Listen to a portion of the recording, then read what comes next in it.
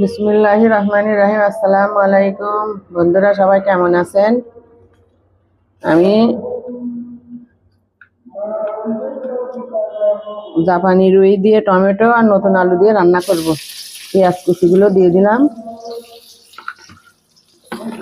আর কাঁচা ঝাল জিরা দিয়ে আমি এবার ভালো করে ভেজে নেব।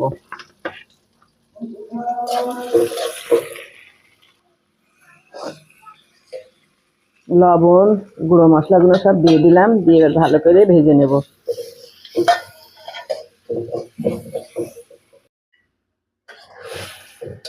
আলু দিয়ে দিছি, আমি আলুগুলো কষিয়ে নেব, পরে টমেটোগুলো দেব।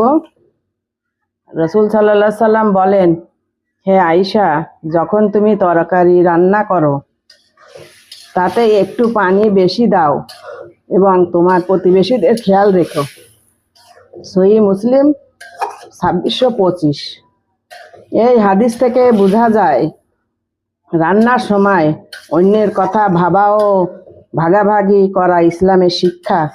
প্রতিবেশী হক আদায় করা অত্যন্ত গুরুত্বপূর্ণ। সামান্য খাবার হলেও তা ভাগ করে নেওয়া সবের কাজ। এবার আমি পানি দিয়ে দেবো কষানোর জন্য। আলুগুলো সেদ্ধ হয়ে গেছে, আমি এবার টমেটোগুলো দিয়ে দিচ্ছি।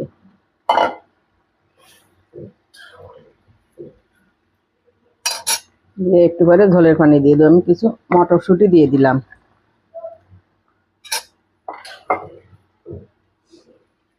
পরে ঝোলের পানি দেবো।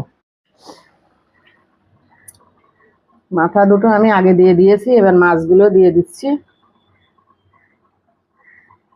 টমেটো আর জাপানি রুই মাছ নতুন আলু দিয়ে রান্না। কালারটা কত সুন্দর হয়েছে। মটরশুঁটি দিছি। কেমন হয়েছে রান্নাটা কমেন্টে সবাই জানাবেন।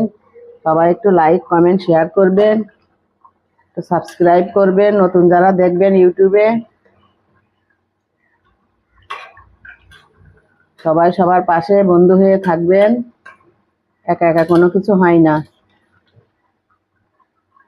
আর আমি একটু ধনে পাতা কুচিগুলো দিয়ে দেব। রান্নাটা কেমন হলো কমেন্টে জানাবেন।